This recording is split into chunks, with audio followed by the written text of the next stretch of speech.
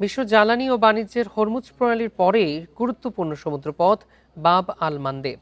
এবার এ পথটিও বন্ধের হুমকি দিয়েছে ইরান।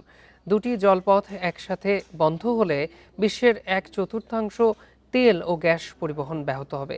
এমন পদক্ষেপ বৈশ্বিক অর্থনীতিতে ভয়াবহ বিপর্যয় ডেকে আনবে বলছেন বিশেষজ্ঞরা।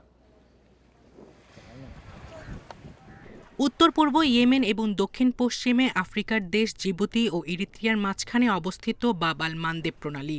মাত্র ২৯ কিলোমিটার চওড়া এই সরু পথটি লোহিত সাগরকে এডেন উপসাগরের সঙ্গে যুক্ত করেছে।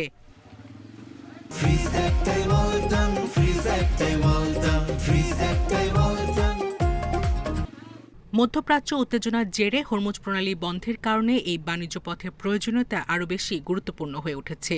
কারণ সৌদি আরব সহ অনেক দেশ তাদের তেল রপ্তানির জন্য এই পথটিকেই বিকল্প হিসেবে ব্যবহার করছে।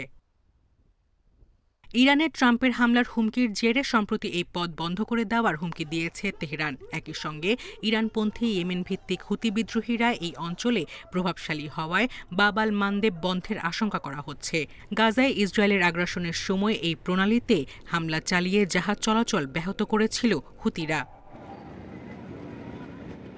বিশ্বের প্রায় ৫% তেল ও প্রায় ১০% পণ্য এই পথ দিয়ে যায়, আর হরমুজ প্রণালী দিয়ে বিশ্বের প্রায় ২০% তেল পরিবাহিত হয়। ফলে বাব আল মানদেবও বন্ধ হলে বিশ্বের মোট তেল ও গ্যাস সরবরাহের ২৫% বা ১/৪ অবরুদ্ধ হয়ে পড়বে।